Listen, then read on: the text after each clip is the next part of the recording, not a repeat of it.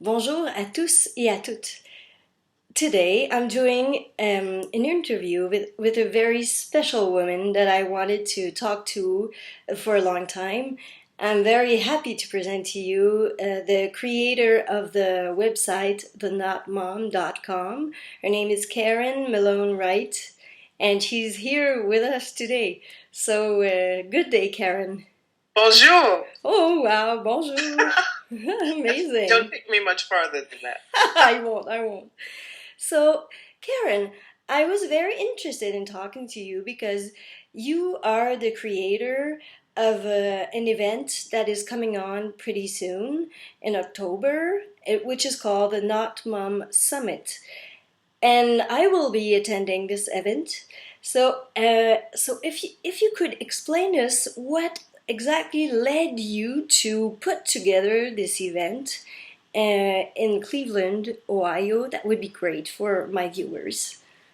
Well, I chose Cleveland because it's where I live and it was the easiest place to do it. But, I've attended many women's conferences over the last 5 years, particularly Blog Her, which is Yes. a conference for women bloggers. And I would meet women. One year I was invited even to speak on a panel about childless women online.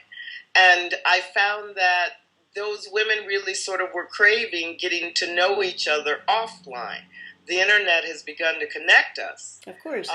But, at a time when there are so many disparate conferences for people who drink beer, and conferences for people who do crafts, and so many conferences for moms of special needs children, moms, just mom's getaway kind of thing, that I thought, this would make sense. Once I really started doing my website, the NotMom, which is 3 years old, I learned from that your experience of being a woman without children is definitely influenced by your geography. Of If course. you're in a huge city like Montreal, you may meet someone every day who doesn't have children. Yeah. If you live in a smaller rural area or a very religious area, it may be really difficult to find someone who's like you and who understands your life. From the day I started the website, I always knew I wanted to have an event offline to Wow. connect women in real life. I just honestly didn't think it would happen this fast. That's amazing. Do you work with a team of people to put this kind of event together? I have an itty bitty team. Wow. There's myself. There's my writer and co-administrator Laura Lavoie. If you've read the site, Yes. you've seen her name. Yes. And I have wonderful friends who have volunteered to help me. But altogether, if I had to say how large is the staff of this conference, it's about 4 women. Amazing. Wow. This 4 is. women can change the world, Catherine. Yes, yes, you do. Could you explain us, Karen, if you could tell us who's going to be talking at the NotMom Summit, that would be great for us. Well, the thing that distinguishes the summit and the website is that it's not focused only on one end of this spectrum. It's not just for women who never wanted children, and it's not just for the women who once dreamed they'd be a mom, but they're not. Yeah. It acknowledges that if most of the world's women are moms and you're not, it doesn't, at the end of the day, matter how you got there. You lead a different life. You approach things differently. You see things differently. You spend your money differently. Yes. So we've tried very hard throughout the conference programming to make sure that every single session reflects women at all in, so that nobody attends a session and feels, well, this is for the other women, not me. Wow. The only time that will occur is at lunch with our keynote speakers, where on Friday the speaker is Melanie Notkin, Yes. who founded Savianti.com and has recently written The Otherhood about women who wanted to have children but refused, frankly, to lower their standards to marry the wrong guy Yes. or to become single moms. And then on Saturday, our keynote speaker is Megan Daum, who Oh, represents yes. the by-choice side of the end of the equation. And we really are excited about both of those speakers. Of And in course. between, we have probably too many speakers at breakout sessions in 5 tracks that cover your life, your relationships, your faith, your money, your pets, and other aspects of your life, and to help you learn how to set boundaries that stick with your friends and your family who just stay in your business. Whether you wanted kids or not, there is someone in your life, chances are, who just keeps asking you questions you've already answered. Yes. And they just aren't satisfied with the answers you've given them. So we're hoping to send everybody back home with a whole bunch of information and tools that will help them going forward. And of course, Catherine, we're also going to party both nights. Yay! Karen, I'm very excited about this. It's gonna be a life-changing moment, I'm sure, for me and for lots of women, and I really, really deeply thank you for this. I would like to continue this interview and talking about a bit about your story. I hear that you are a childless woman, if I'm right. Mm-hmm. Could you explain us? Did you have to go through a grieving process and to accept the fact that you wouldn't have children? I did. It sort of caught me off guard. I think I hear stories that are so similar to mine where women always dreamed of being a mom. Yes. And for a lot of reasons, it's not always disease or something physical. It may be something just simple as soon as I get that next promotion, I'll try to have the baby. Or in fact, we're watching that play out in the celebrity world here in America right now, as Tyra Banks has gotten a lot of headlines talking about she is 42. And she's finally decided she and her boyfriend are going to try to have a baby, and it's not that easy, to the point where she's already trying IVF. Really?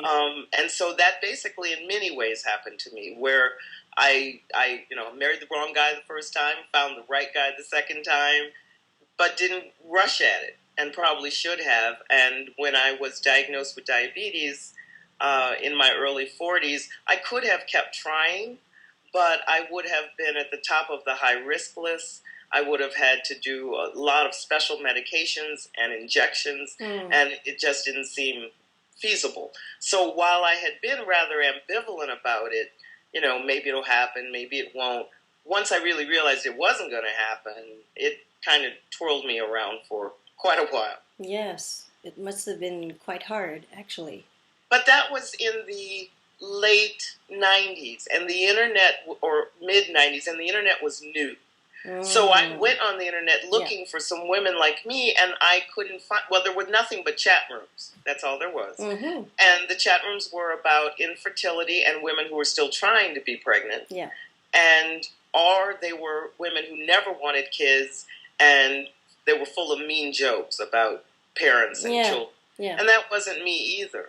So I pretty much just gave up for years. I just gave up. And then, fast forward to now, and someone said, why don't you see if anybody else out there now that we have social media and we have all these things? And I started the NotMom sort of as a diary for myself on Tumblr. Wow. And almost immediately I started getting all these comments from people who were like, where have you been?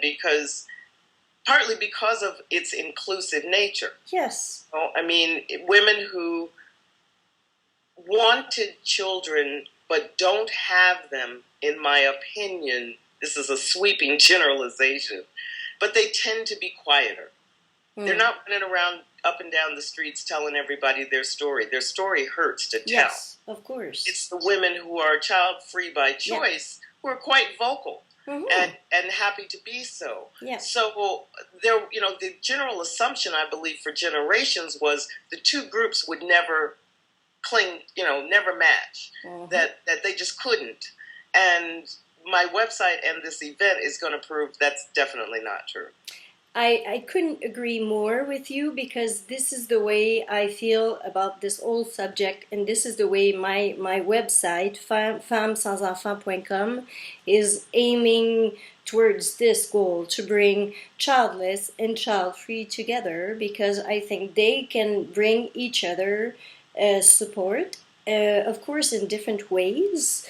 But what I experience, if I could share it with you, is that sometimes childless women tell me that child-free women give them hope because they feel like they're happy in their life without children.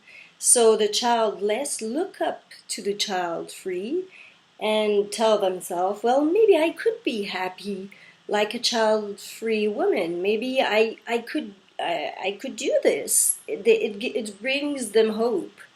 So it's quite interesting, actually. That's an interesting thought. I don't know. I mean, the thing is that at the end of the day, no matter how you find acceptance, what choice do you have? Are you good? I mean, you either stay sad all of the rest of your life, or you figure out some sort of dynamic that will help you move on. And if it's looking, talking to more women who are childless by choice, child-free by choice, then so be it. Well, whatever gets you. I think the main thing which is very important and which you bring with your summit is to bring women together and bring women to talk about it. And it's the main thing. If we keep on talking about this topic, people are gonna listen more and more and understand more and more our point of view and will be more open. But if we never talk about it, this communication between parents and non-parents will never happen. So I really thank you very much for what you're doing, Karen. And I will be very happy to meet you. Could you repeat the dates of the summit for us? The dates of the summit, it's coming up in 2 weeks. It'll be Friday, October 9th and Saturday, October 10th here in Cleveland, Ohio at the Marriott Cleveland downtown. If you want more information, you can buy tickets even on the day of the event. Really? By going to www.NotMomCon, C-O-N, 2015.sched.org. Thank you very much. I will write these details when I publish this interview. Okay. And I can't wait to meet you, Karen.